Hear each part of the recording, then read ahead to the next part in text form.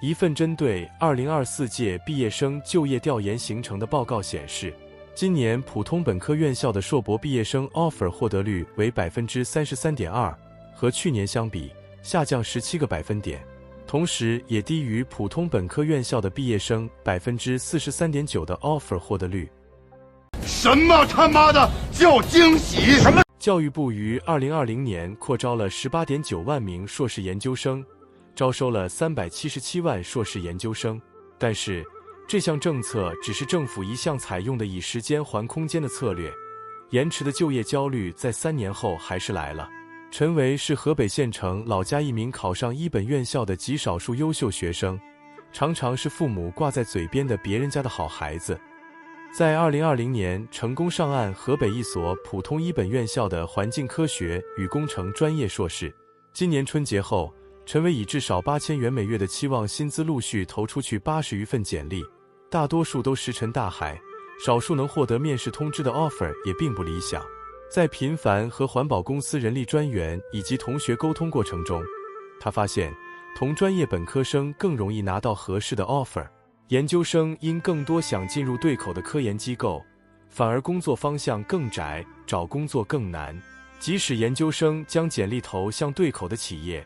企业也更倾向于招收更便宜的本科生。很多企业告诉陈维，公司无法培养研究生，在专业对口的环保工程师和安环专员等岗位上，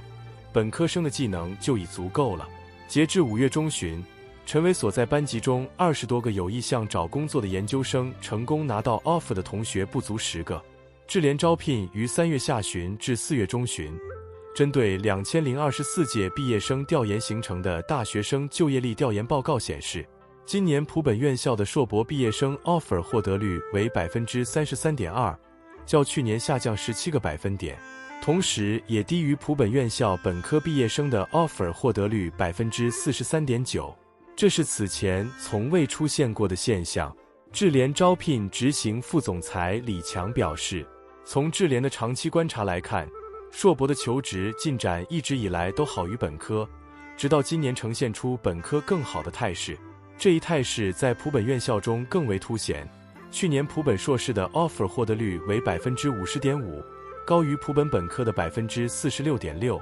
招聘了几年应届生，宁花每月5000元招本科生，不花每月700元招研究生，成为了张涛的经验之一。张涛是一家国企下属的中型水务公司总经理。他说，水务行业发展至今，技术门槛已经比较低，技术上也很难有大的突破，企业科研投入很少，对研究生的需求量自然锐减。当前企业更需要能坚持在一线岗位，薪资约为5000元每月的基层员工。张涛所在的行业吃的是财政饭，因地方政府财政紧张，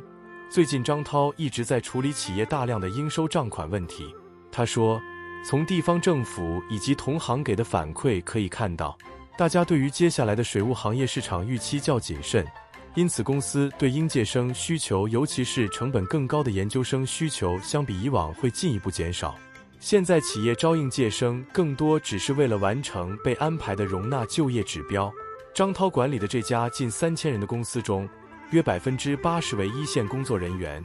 管理层人员则占 10% 至 20%。 进入公司的本科生大多需要经历基层导班式的锻炼，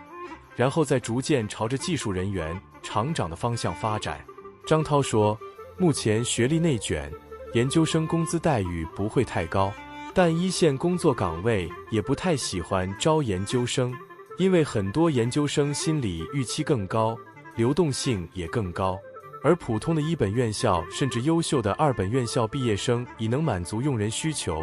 流动性也会更低，往后的形势